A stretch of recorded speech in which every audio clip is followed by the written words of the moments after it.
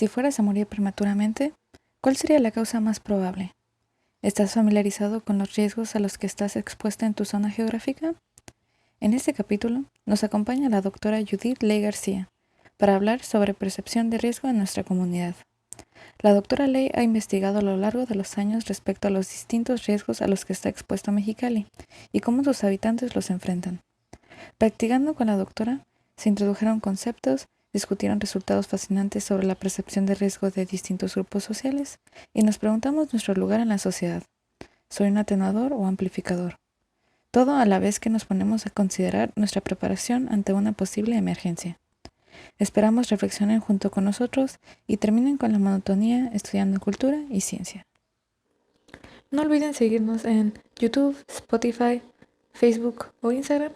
Publicamos una nueva entrevista cada tercer domingo.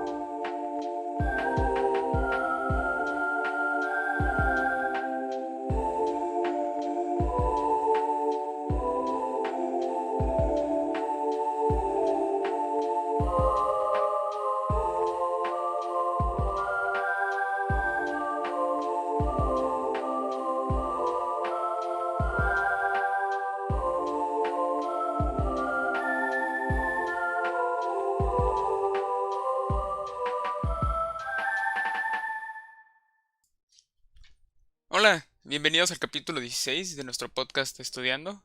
En esta ocasión nos acompaña la doctora en geografía Judith Ley y como siempre aquí está conmigo Karen. ¿Qué tal estamos hoy? Hola, hola jóvenes, muchas gracias. Estoy muy bien, gracias por la invitación a charlar con ustedes. Muchas gracias a usted por venir. Y antes de que empezamos con todas nuestras preguntas, ¿le gustaría contarnos un poco de usted para que nuestra audiencia sepa de dónde viene, qué hace, a qué se dedica? Bueno, pues trabajo en el Instituto de Investigaciones Sociales de la Universidad Autónoma de Baja California, soy investigadora. Mi formación principalmente pues es en geografía, soy doctora en geografía y durante ya varios años pues he venido trabajando el tema de riesgo, de vulnerabilidad y sustentabilidad, básicamente. Así es. Y eso es justamente lo que nos interesó de su trabajo. Antes de que empezáramos aquí el podcast nos contaba que no es un tema muy popular aquí en Latinoamérica, pero ya después de leer sus artículos nos parece sumamente relevante y pues interesante porque hubo pues resultados que no esperábamos. Y entonces, ya entrando un poquito en el tema, ¿le gustaría contarnos a qué se refiere el término vulnerabilidad? Bueno, el término vulnerabilidad en el campo de las ciencias sociales tiene un significado distinto que en el de las ciencias naturales o duras. Para las ciencias sociales, la vulnerabilidad se refiere a estas características o condiciones que se encuentran las personas que las hacen susceptibles a sufrir daños, ¿verdad? Frente a una amenaza o peligro. Es decir, es una incapacidad de enfrentar, resistir y recuperarse de las amenazas que hay en el entorno. Básicamente, no sé si con eso se pueda entender. Yo creo que sí. Y pues siguiendo con esta línea de definiciones también, si nos quisiera contar la diferencia entre riesgo y percepción de riesgo. Muy bien. Pues riesgo, digamos que tanto vulnerabilidad como riesgo son términos que se utilizan en la vida cotidiana y lo han utilizado muchísimas ciencias. En el caso de riesgo, un autor nos dice que se ha utilizado tanto y le han puesto tantos significados que pues ya no se sabe de qué se habla cuando se habla de riesgo. Por eso es interesante tu pregunta. Cuando hablamos de riesgo en las ciencias sociales, hablamos de la probabilidad de que las personas sufran daños o afectaciones, ¿no? En su vida, en su salud. Hablamos de daños, de pérdidas materiales o humanas. En este sentido, esta probabilidad se alimenta de dos cosas o es producto del encuentro de dos elementos. Por un lado, un peligro o amenaza que puede ser natural o antropogénica. Estamos hablando de amenazas como los sismos, los huracanes, pero también la radiación nuclear, las epidemias, la contaminación del aire, ¿sí? De muchos tipos. Entonces, se encuentran estas amenazas con una población que es vulnerable, es decir, que no puede enfrentarlas o recuperarse de ellas. En este sentido, pues el riesgo da cuenta de ese encuentro desafortunado entre esos dos grandes actores, ¿no? Y cuando hablamos de percepción de riesgo, pues hablamos de esta capacidad que tienen las personas de captar esta información del entorno físico y comunicativo, ¿verdad? E interpretarlo. Es decir, el poder identificar las amenazas del entorno y saberse si es vulnerable o no ante ellas, ¿no? Básicamente.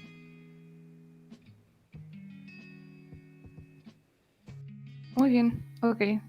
Creo que vamos comprendiendo y pues justamente en uno de sus artículos que se llama Diferencias en la percepción de peligros múltiples entre los habitantes de una ciudad fronteriza de México, que pues en su caso se refiere a Mexicali, dice que las zonas urbanas son más propensas a sufrir desastres, que me imagino que también se refiere a riesgos.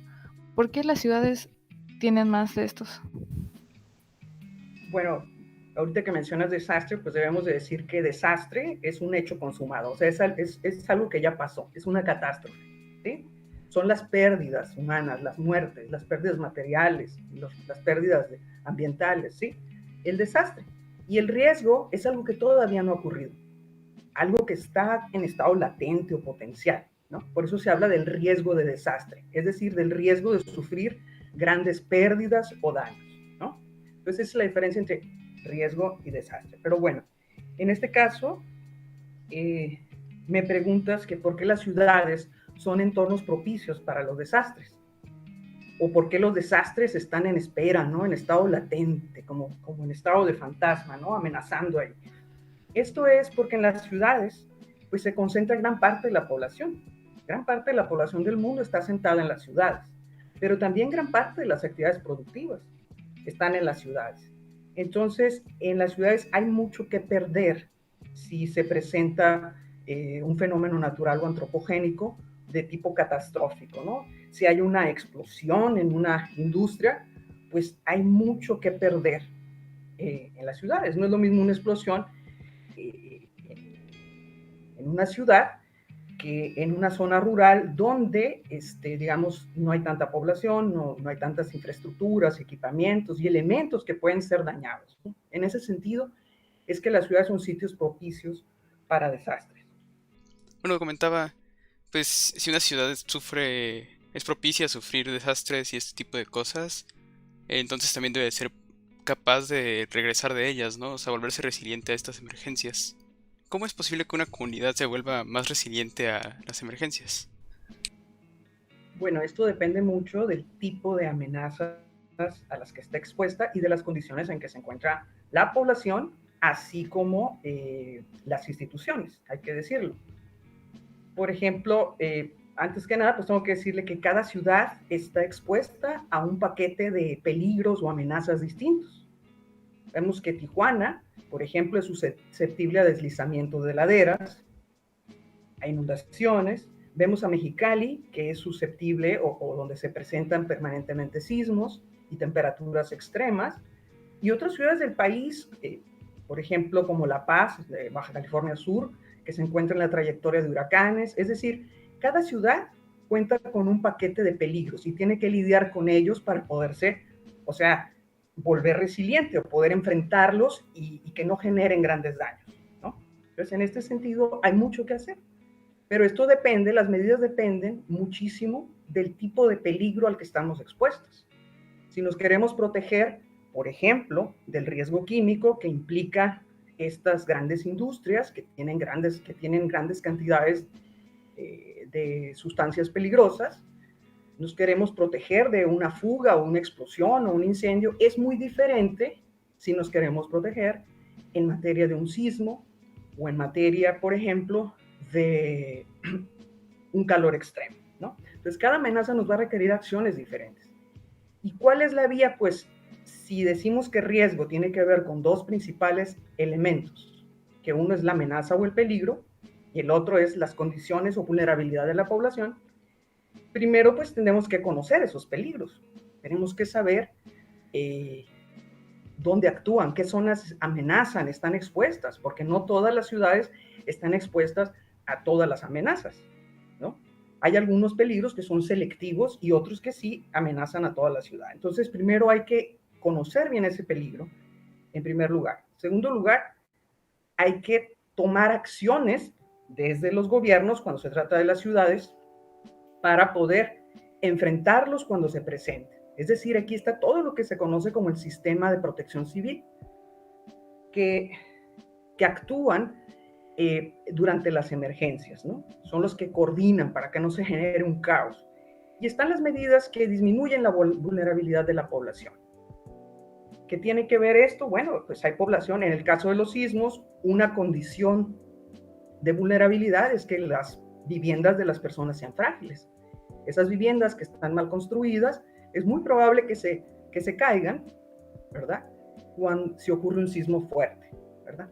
O la población que está localizada en un talud inestable, pues si hay una lluvia fuerte o un movimiento más o menos fuerte, pues también puede, digamos, sufrir pérdidas. En fin, las condiciones de vulnerabilidad de la población tienen mucho que ver con cuestiones sociales, socioeconómicas, sociodemográficas, ¿no? Y están como muy relacionadas con la pobreza y la marginación. Por eso, uno de los principales, digamos, de las principales políticas que se tienen que atender en materia de vulnerabilidad, de reducción de vulnerabilidad, pues son de naturaleza social, son políticas de desarrollo social. Entonces, ¿cómo intervenir en una ciudad? Pues de muchas maneras, con un buen sistema de respuesta, pero también con un buen conocimiento de los peligros y las zonas que estos amenazan en la ciudad, a los que se encuentran expuesta la población, así como todo este paquete de programas sociales que van a poder construir, digamos, una sociedad más resiliente.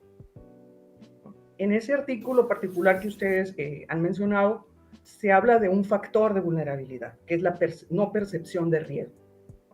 Si yo no identifico los peligros del entorno, pues es muy difícil que esté preparada para enfrentarlos, que sepa qué hacer o que me documente, ¿verdad?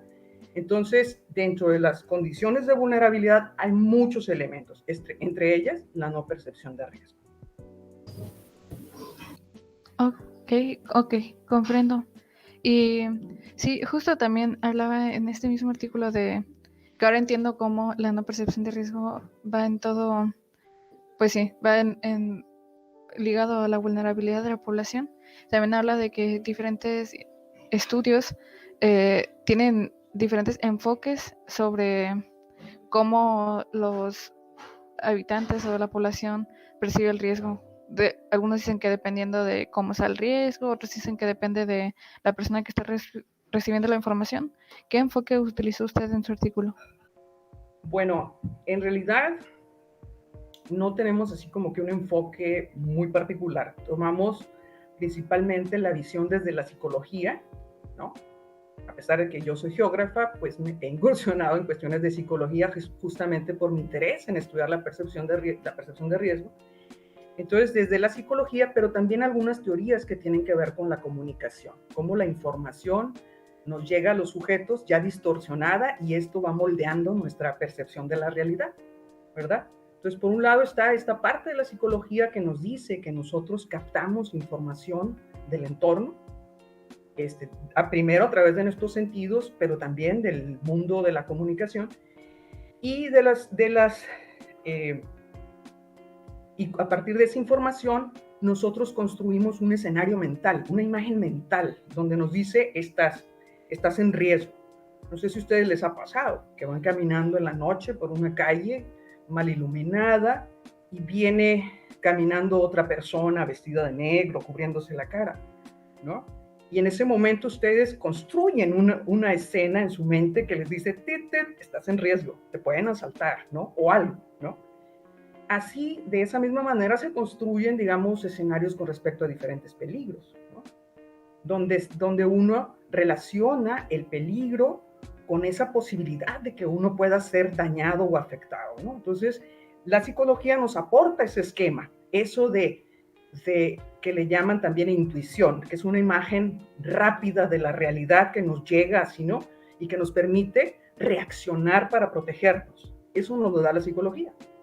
Pero la perspectiva de comunicación nos dice que pues mucha información no nos llega de manera directa, ¿no? Sino de manera indirecta, a través de las redes sociales, de los medios de comunicación, y en ese sentido alguien más está construyendo nuestra percepción de riesgo.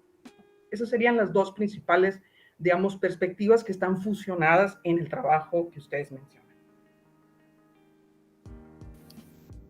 Ok, muy bien.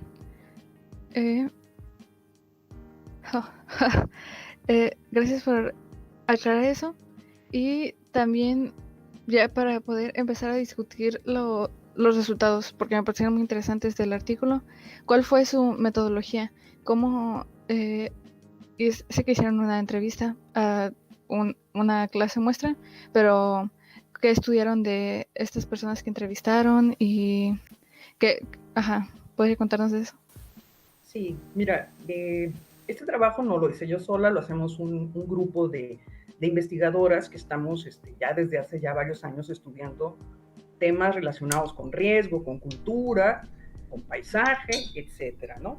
Una de las coautoras de ese artículo es la doctora Luz María Ortega, pero también participa en otros trabajos similares la doctora Fabiola de Negri. Entonces, nosotras hemos estado levantando información, encuestas, básicamente el instrumento que nosotros utilizamos, la técnica fue la encuesta, usamos como instrumento un cuestionario en donde agregamos una serie de preguntas. Esta encuesta que llamamos nosotros de percepción de riesgo, la venimos levantando desde 2006, cada 5 años. En 2006 levantamos la primera encuesta, en 2011 la segunda, con esa información de 2011 se hizo ese artículo, y en 2016 levantamos una tercera encuesta. Ahora en 2021 nos toca levantar otra, pero creo que la vamos a posponer hasta que la pandemia nos deje, ojalá en 2022. Porque la idea no solamente es identificar la percepción de riesgo de la población, sino ver cómo va cambiando a través del tiempo. Y pues nos ha dado información muy interesante que está en otros textos que no es el del que estamos hablando. Pues básicamente levantamos una encuesta en una muestra aleatoria de hogares de la ciudad de Mexicali.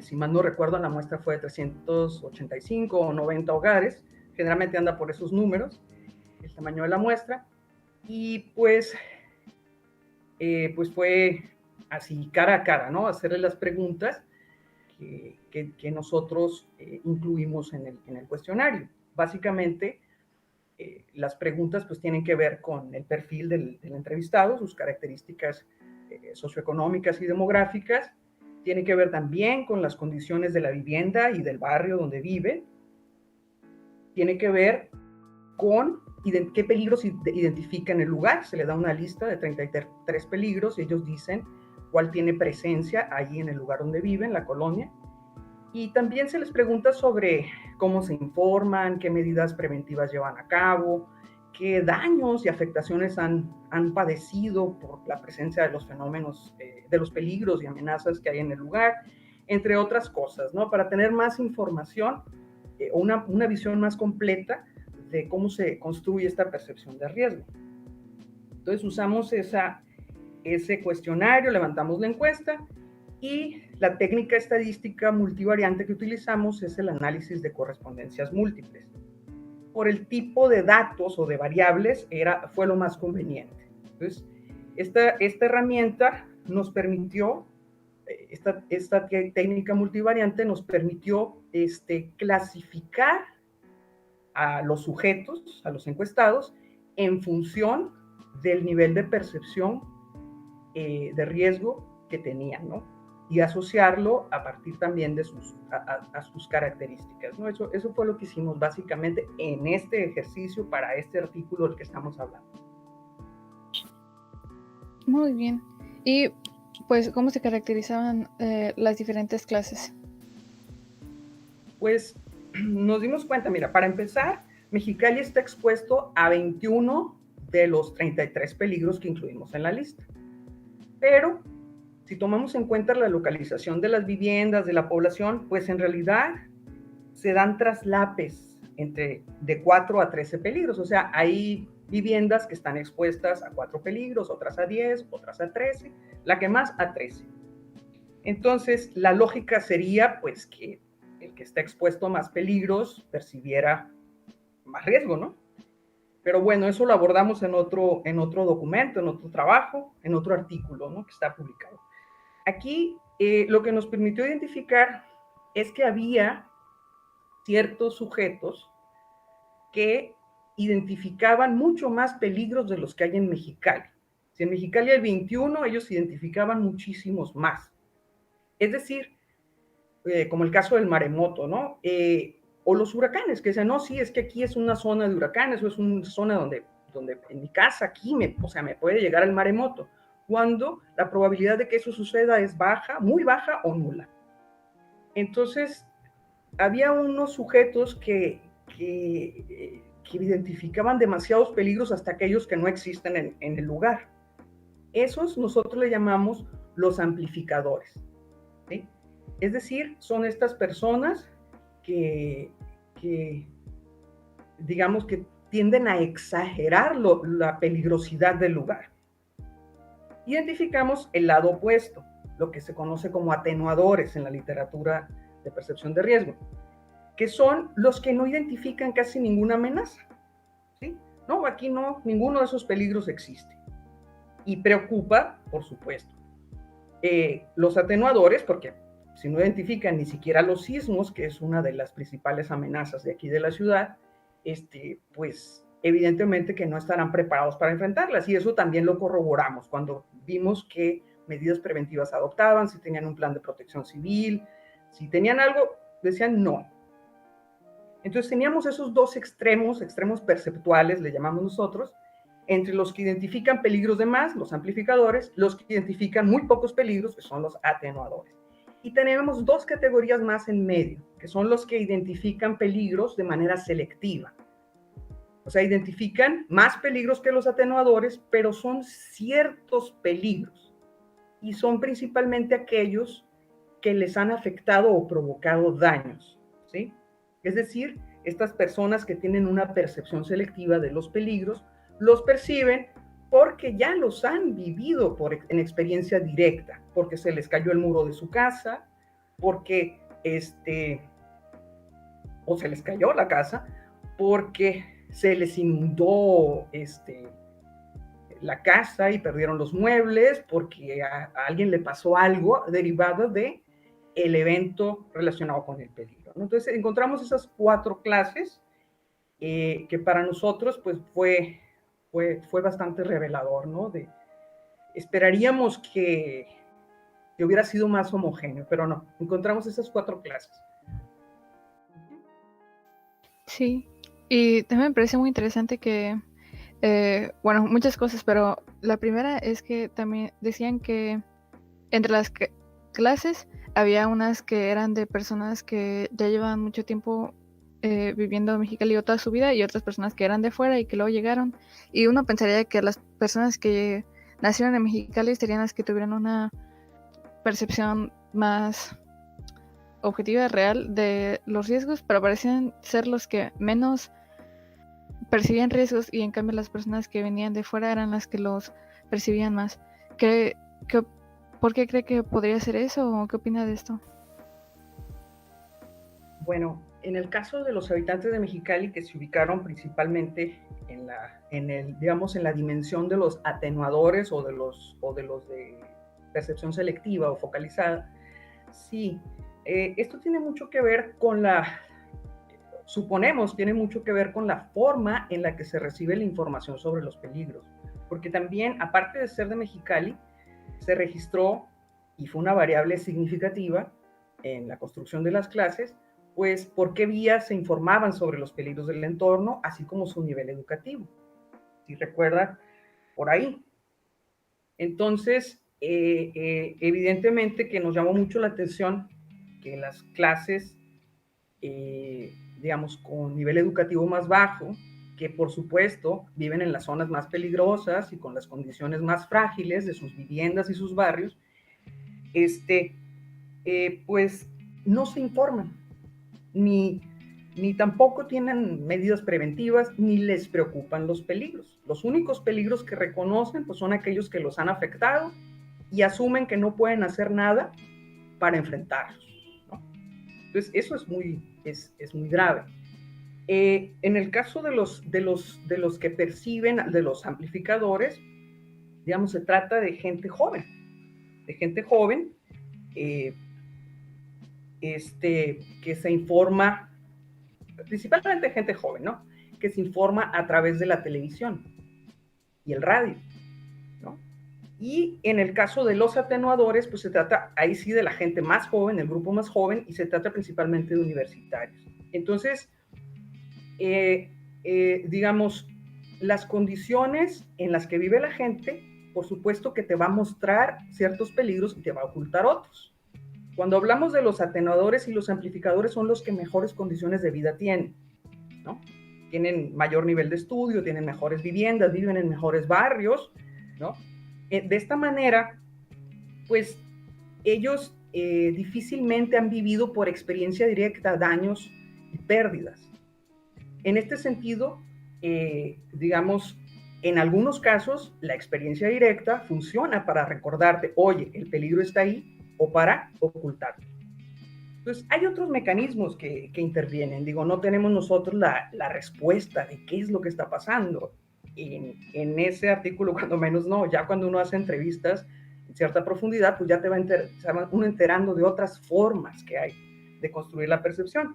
Pero en ese caso, nosotros veíamos, bueno, por un lado tiene que ver eso, ¿no? El estímulo, la experiencia directa, sobre todo de daños, en dos de las clases. En otra tiene que ver el hecho de que uno se esté informando, por ejemplo, como los amplificadores, por la televisión, por ciertos medios que tienden más a mostrar lo novedoso, lo catastrófico, ¿no? Esta encuesta nosotros la levantamos en 2011 y acababa de pasar un tsunami en Indonesia. Que bueno, ya pasaron tsunamis en otros años.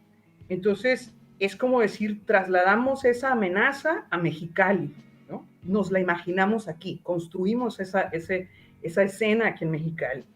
Entonces, ahí está eso de la experiencia directa, pero también estas vías en las que la población accede a la información. ¿Qué se combina ahí en esas distorsiones? Pues que a lo mejor quien tiene la información objetiva no está reforzando esto que se llama comunicación de riesgo. O sea, al momento que estás expuesto a una serie de peligros y no los identificas o identificas otros a los que no están expuestos, esto es una distorsión o sesgo que amerita, digamos, desde la protección civil, ciertas medidas, ¿no? En particular, pues la comunicación. No sé ustedes cuántos programas en donde les digan, mira, tú, ¿dónde vives? Ah, mira, estás expuesto a tal y tal cosa y ya sé esto y esto otro. No sé si eso suceda donde ustedes viven. Aquí en Mexicali a veces hay información, ¿no? Hay acciones que ayudan, como los simulacros, pero luego la gente lo olvida. Y lo olvida porque estamos más preocupados por los peligros cotidianos, que no me asalten, que no me secuestren, que no me roben, que si viene un sismo, pues a ver, ¿no? El periodo de retorno del sismo y las inundaciones, total, se trata de la naturaleza, ¿no? Estamos más preocupados por los detalles de la vida cotidiana que por esos grandes eventos. Entonces, no sé si me expliqué, creo que de hecho lo enredé un poco, pero si tienen más preguntas, adelante. No, bueno, personalmente me quedó bastante claro todo esto que comenta, ¿no? O sea, tiene sentido que se genera una cierta ceguera hacia este tipo de desastres al estar pensando en otros, ¿no? O sea, no podemos estar en todos lados a la vez, pero a la vez también es importante estar consciente de que existen y no descartarlos como algo que no nos va a pasar, ¿no? Porque si no ocurre como comentaba hace rato, que no estamos preparados para recibirlos. Y pues siguiendo un poco con las preguntas, nada más queremos saber pues cómo se determina si una percepción de riesgo es significativa o no. O sea, qué tan separados o qué tan cercanos debemos estar a nuestra percepción de riesgo, bueno, el riesgo verdadero, para que se considere que estamos atenuando o amplificando nuestra percepción. Pues mira, bueno, me faltó mencionarles ahorita en la pregunta anterior este efecto que es muy característico de los lugares donde tiembla frecuentemente, que es el efecto numbing effect, le dicen en inglés, que es el efecto de adormecimiento, ¿no? Cuando estás expuesto cotidianamente a algo que ya lo empiezas a ignorar, ¿no? Bueno, ¿qué es lo que hace significativo? Bueno, desde el punto de vista estadístico, lo significativo es una cosa. Desde el punto de vista social o perceptual, lo significativo ya es otra cosa, ¿no? Entonces, en la técnica estadística, pues evidentemente, digamos, no sé si debe explicarlo aquí, puede ser un poquito complejo, cuando una respuesta, cuando una variable o categoría se vuelve significativa, pues tiene que ver con algo que le llama nivel de confianza, ¿no? Cuando tú trabajas con una muestra y quieres hacer generalizaciones a partir de esa muestra de una población, pues tienes que tener un porcentaje de confianza. Entonces, básicamente, no sé si por ahí va el camino, espero que no se vuelve significativo estadísticamente, sino en el caso de en qué punto se vuelve uno un amplificador y en qué punto se vuelve uno un atenuador. Las clases son difusas en ese sentido, no podemos precisar así como aquí vamos a hacer el corte, ¿no? Pero porque hay muchas variables que influyen y que tienen comportamientos, pues, digamos, difusos también. En este caso, si simplemente tu vivienda, el lugar donde habitas, está expuesto a sismos, a explosiones y a taludes inestables, solo a esos 3 peligros. Y si yo te pregunto, oye, de estos peligros, te doy una lista de 5, por ejemplo, y te pongo esos 3, más aparte los maremotos y los fantasmas, si quieres, ¿no? Si tú me identificas los 3, pero también los otros 2, o sea, me estás agregando 2 peligros a tu hábitat, estás amplificando. Cuando menos estás identificando más peligros de los que hay, ¿sí? Pero si de esa lista de 5, tú identificas solo uno de los que en verdad hay, entonces puedes decir que estás focalizando tu atención en peligros concretos, ¿no? O si no identificas ninguno, pues estás atenuando, ¿no? Los dos casos es atenuar, ¿no?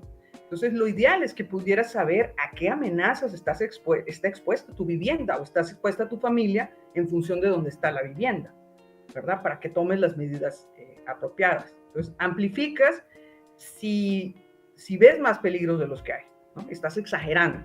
Y la amplificación es muy importante en materia de protección civil, porque generalmente nos lleva a generar caos, estampidas humanas y muchas cosas que se han visto, ¿no? Cuando la gente exagera su percepción, exagera también sus respuestas. Y en el caso de la atenuación, pues también es importante, porque es lo que hemos dicho, si no identificas los peligros, pues no los puedes enfrentar, digamos, de manera racional, ¿no? Entonces, la línea tiene que ver con eso, con identificar los peligros que son. ¿Quién nos dice cuáles son los riesgos objetivos y los peligros que hay en el lugar? A nosotros nos los dijo el Atlas de Riesgos de Mexicali, que, bueno, a mí me tocó coordinar ese trabajo que se hizo para Protección Civil, donde nos dice qué peligros, cómo se distribuyen los peligros en la ciudad. Entonces, a partir de eso uno puede identificar, mira, esta colonia está expuesta a este grupo de peligros y este otro. Entonces, en ese sentido, pues uno puede observar quién amplifica, quién puede atenuar, o quién es selectivo en su percepción. Muy bien, ok. Sí, ya me queda más claro como que esta diferencia que se hace. Y agarrando un poco de esto último que comentas sobre identificar los peligros del lugar, en uno de los estudios que encontramos en los que trabajó, que es el de sesgos espaciales entre exposiciones objetiva y subjetiva de peligros múltiples, pues se comenta que para lograr esta identificación se hace uso de un sistema de información geográfica o un SIG. ¿Cree que nos podría comentar en qué consiste esto? Bueno, como ustedes les comenté al principio, yo tengo un doctorado en geografía, entonces una de las herramientas que nosotros tenemos en geografía son los sistemas de información geográfica, que básicamente consisten en incorporar una serie de cartografías o bases de datos espaciales en este software o programa de cómputo para poder hacer operaciones estadísticas, matemáticas y geográficas. Hay muchos tipos de software. Bueno, ¿qué información nosotros, para qué nos sirve ver geográficamente la percepción? Pues justamente para relacionar la vivienda del encuestado con las capas de peligro a las que está expuesto. Entonces, pues a nosotros nos sirvió básicamente para eso, ¿no? Pero pues tiene muchísima utilidad. No sé ustedes si hayan utilizado alguna vez cartografías, pero para nosotros es fundamental. Entonces, no es nada más decir tal porcentaje de la población percibe el riesgo de inundación, sino es preguntarse también, a ver, ¿y cuántos de los que están expuestos a inundación perciben el riesgo? Entonces ahí sí te das cuenta dónde se dan invisibilidades o sobrevisibilidades de los riesgos, ¿no? Lo que nosotros encontramos, pues, es que mucha gente que está expuesta a varios peligros, pues no los identifica, ¿no? Y bueno, es una buena herramienta en el sentido de que ya dentro de la ciudad puedes saber en dónde tienes que reforzar el programa de comunicación de riesgo. Bueno, el que habría que crear, porque no existe, pero dónde habría que reforzar qué tipo de conocimiento. Muy bien. Ok. Sí, pues es una herramienta muy útil para detectar este tipo de cosas, imagino, por lo que comentaban en el mismo artículo, ¿no? Y un poco más sobre, una pregunta más sobre este SIG. Dentro de las notas del artículo se comentaba que se incorporaron los peligros que se identifican en el territorio nacional, omitiendo tornados, tormentas de arena y accidentes de tránsito. Pero en particular este último me llama la atención. ¿Por qué se decidió que no era necesario incluir los accidentes de tráfico entre los peligros de Mexicali? Bueno, mira, te voy a hacer, en ese caso se trató de incluir el mismo paquete de peligros de la encuesta 2006, ¿no? Ahora en la encuesta 2016 ya los incluimos. Ya incluimos todo el paquete de amenazas e incluso incluimos una variable más, donde no solamente las personas identifican los peligros, sino les preguntamos qué tanto le temes a el sismo, la inundación, etcétera, ¿no? Entonces, porque hay lo nuevo que hemos leído nos dice que nuestras emociones influyen en nuestra percepción. Lo cual ya nos dimos cuenta que en el caso de Mexicali no es así. El temor no influye en la percepción. Pero bueno, ese es otro artículo que por ahí va a salir publicado. Entonces, sí, básicamente se estaba tratando de seguir con una línea de peligros que ya teníamos tiempo atrás, hasta que decidimos no, o sea, mejor vamos a enriquecer la encuesta y vamos a agregar más peligros, todo el paquete, y vamos a agregar más variables, ¿no? Básicamente por eso. Pues porque sí, efectivamente, o sea, los accidentes de tránsito son sumamente importantes en Mexicali y en la mayoría de las ciudades, ¿no? Sí, claro. Gracias por aclarar. Y sí, es bueno saber que se va evolucionando la encuesta que van haciendo. Y pues parece que, que ya nos dio un sneak peek de los artículos que vienen, donde tiene otras conclusiones o bueno, resultados interesantes. Y bueno, también quisiéramos hablar de la exposición objetiva y subjetiva de peligros. ¿Podría decirnos la diferencia entre una exposición objetiva y subjetiva? Pues sí, la dimensión objetiva de la realidad, y en este caso de los peligros, pues tiene que ver con cuando hablamos de exposición, estamos hablando, en este caso, pues de los hogares, de las familias, de las viviendas, estamos hablando de que ahí se presenta la amenaza, ¿no? O el peligro. Entonces, una exposición objetiva es que la vivienda realmente está expuesta a ese peligro, como estar expuesto a sismos aquí en Mexicali, todos, el 100% estamos expuestos a sismos, ¿no? Pero la que le llamamos exposición subjetiva es lo que percibe el habitante, ¿sí? Él se percibe expuesto a otros peligros. Entonces, a eso nos referimos. La dimensión objetiva es lo que realmente existe o lo que está documentado científicamente, y la subjetiva es lo que el habitante percibe o considera, ¿no? Básicamente. Entonces, en esas dos percepciones, perdón, dos tipos de exposición, pues hay diferencias entre estar en riesgo y saberse en riesgo. Ok, muy bien. Entonces, sí, está relacionado con todo lo que hemos estado hablando. Y bueno, entonces, eso me llega a la pregunta de, dice en ese artículo que las zonas con mayor exposición objetiva tienen baja exposición subjetiva y viceversa. ¿Esto fue una casualidad de este artículo de que la muestra así fue? ¿O realmente sí hay una correlación entre la exposición objetiva y subjetiva? La verdad es que a través del tiempo que hemos monitoreado, nos hemos dado cuenta, pues las personas que están expuestas a mayor número de amenazas no las identifican, no las perciben. Es como algo que hemos hecho diferentes tipos de acercamientos a la percepción, la exposición, el riesgo, y encontramos lo mismo, ¿no? Como hay personas que no identifican los peligros del entorno, por todo esto que hemos hablado antes, ¿no? Que produce este efecto de adormecimiento o invisibilidad. Y hay personas que identifican más peligros del entorno. O sea, esto lo hemos encontrado en diferentes estudios. Lo que hemos encontrado a través del tiempo, de una encuesta a otra, es que cuando se presenta una amenaza con cierta intensidad, entonces la gente vuelve a percibir el riesgo. Por ejemplo, en la encuesta de 2006, como alrededor de un 16% de las personas identificaba el peligro sísmico en Mexicali, solo el 16%.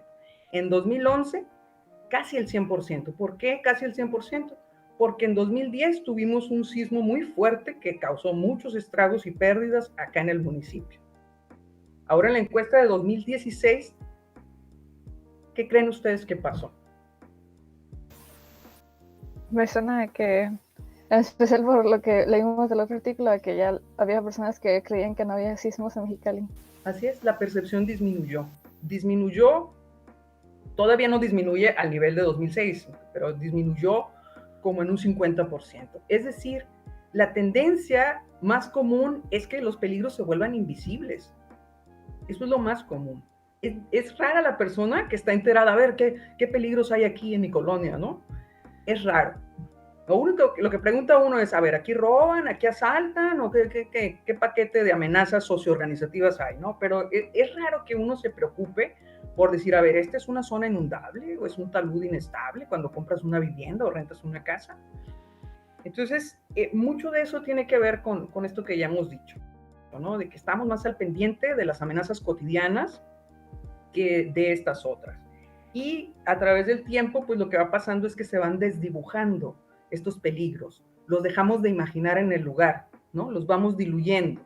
Y en este sentido, pues, nos ponemos más en riesgo. Estamos más cerca del desastre. Comprendo.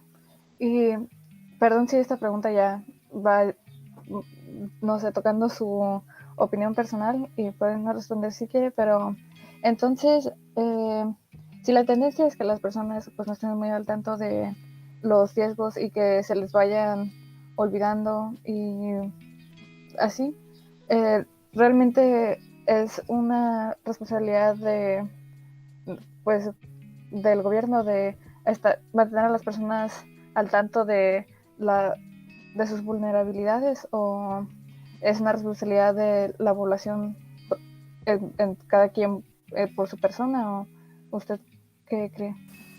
Bueno, el tema de vulnerabilidad es muy amplio. La no percepción de riesgo es una de los elementos de vulnerabilidad, pero hay muchas otras, ¿no? Entonces, bueno, mira, yo creo que la responsabilidad es compartida. Por un lado, las personas tenemos que buscar el estar más enterados de muchas cosas, no nada más de las amenazas del entorno, pero sí en particular de aquellas que son de naturaleza catastrófica, que pueden ocasionar muchas muertes, daños, pérdidas. Estamos obligados, yo creo, a enterarnos sobre cuáles son las amenazas que están presentes en el lugar donde yo vivo, aunque yo no las, no, aunque no se manifiesten permanentemente o frecuentemente.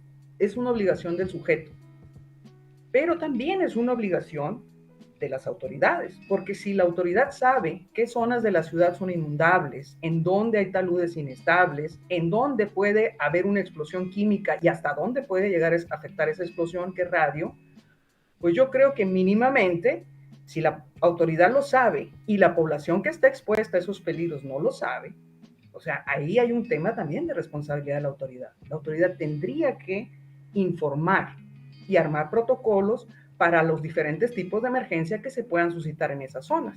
Porque no es nada más, mira, aquí estás, tu vivienda está en una zona que si hay una explosión de Pemex, pues va a desaparecer, ¿no?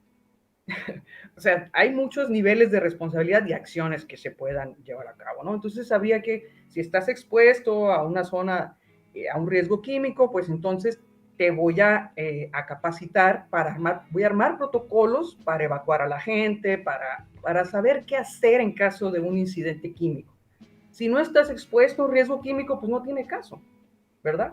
Mejor te armo protocolos y te doy información sobre los peligros a los que sí estás expuesto. Entonces, es una corresponsabilidad, autoridad, sujetos. Pero también hay una responsabilidad de los medios de comunicación y de los habitantes en general, de las redes sociales, que muchas veces distorsionan la información hacia lo novedoso, hacia lo que vende y a veces no son tan objetivos en la forma en que presentan la información. Entonces, creo que es una responsabilidad compartida por la sociedad en general y que tiene diferentes niveles también o áreas de oportunidad, ¿no? Sí, tiene sentido todo esto que comentan, ¿no? Es bastante una responsabilidad compartida entre todos para nosotros también tanto informarnos como que la información está a disposición de nosotros. Y pues siguiendo un poco con esta línea, ¿de qué forma se podrían hacer perceptibles los riesgos de un lugar sin incrementar la cantidad de amplificadores del sitio? O sea, ¿cómo podemos hacer notar que existen riesgos sin que la gente sobrereaccione a estos riesgos? Bueno, mira, la verdad, por las formas en que adquirimos la información del entorno, generalmente se van a presentar distorsiones. Y por la misma naturaleza de la percepción, de lo subjetivo, ¿no? Generalmente va a haber distorsiones. Pero sí es importante que ciertas amenazas sí se hagan visibles, ¿no? Ahí es importantísimo las campañas estas de comunicación, de información, que tienen que estarse llevando a cabo de manera frecuente. No todo, o sea, no, no, no tan frecuente como para que nos dé este efecto de adormecimiento, ¿no? Que ya no nos importe, ay, otra vez con sus campañas de comunicación de riesgo, no, pero sí con cierta frecuencia para estar reforzando el tema, porque según, como ya les comenté, de una encuesta a otra, los riesgos se van desdibujando. Entonces hay que volverlos a trazar en el imaginario colectivo, particularmente de las personas que están expuestos a ello. Entonces sí, la forma en que se transmite la información, que se comunica, es muy importante. Y ahí sí, siempre va a haber distorsiones, pero estas campañas que yo creo que sí tienen que venir de la autoridad, pero también podría ser desde la universidad o hacer algo como lo que ustedes están haciendo, pueden servir mucho para, digamos, tratar de que ese sesgo entre el objetivo y lo subjetivo sea cada vez menor. Ok.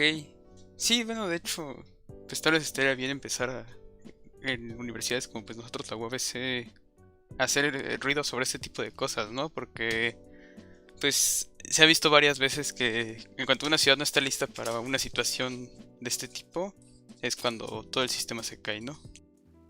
Ahora, también hay cuestiones de fondo que tienen que ver con la vulnerabilidad, porque uno también se puede preguntar, ¿y por qué esa vivienda está ubicada en una zona peligrosa? ¿Por qué esa vivienda está ubicada en una zona que se va a derrumbar, en un talud inestable? ¿Por qué esa vivienda está ubicada en una zona en donde se puede ver afectada por una fuga de sustancias de una industria? Se puede intoxicar la gente por una fuga de amoníaco. O sea, también hay otras preguntas que ya no son percepción, sino son otros elementos de la vulnerabilidad que son importantes. ¿Cómo vamos construyendo nuestras ciudades? ¿No? ¿Cómo vamos ubicando cada vez más peligros al interior de la ciudad y acercando también a las viviendas a las zonas que no deberían, ubicándolas en donde no deberían? Digo, es muy importante. Y eso también es una responsabilidad de las autoridades, de los que llevan a cabo la planeación de la ciudad. Sí, pues tiene sentido que también la planeación sea una parte importante de todo esto, ¿no? Y más o menos ya para ir cerrando un poco, nos gustaría saber si podría compartirnos en dónde puede nuestra audiencia aprender más sobre los riesgos a los que está expuesto o mantenerse enterado sobre que en su sitio de vivienda a qué puede estar expuesto y qué puede estar ignorando y qué puede estar considerando de más.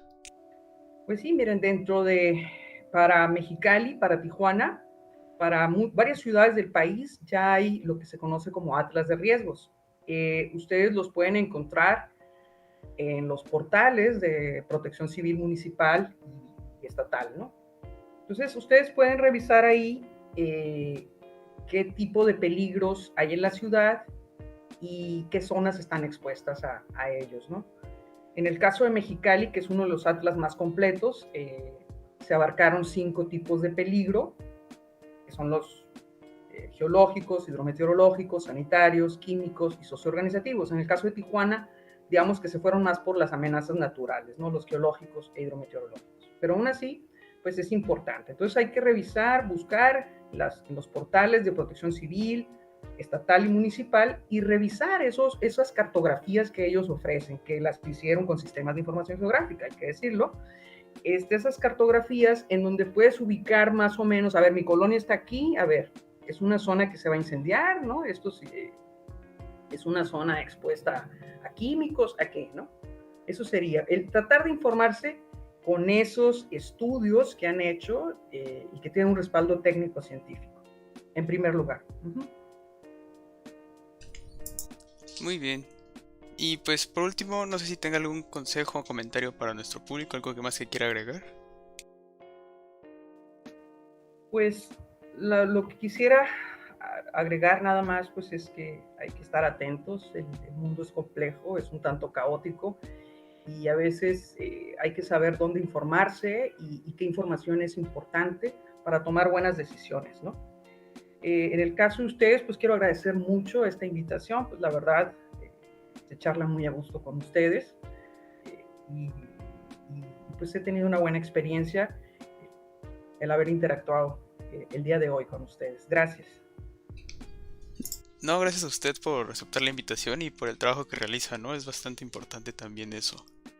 Pues entonces, ajá, creo que sería todo por el capítulo de hoy. Gracias a todos los que nos escuchan y en especial a usted, doctora Ley, por su trabajo y por ser buena en lo que hace y ayudarnos a difundir esta información. Gracias, que tengan linda tarde, noche.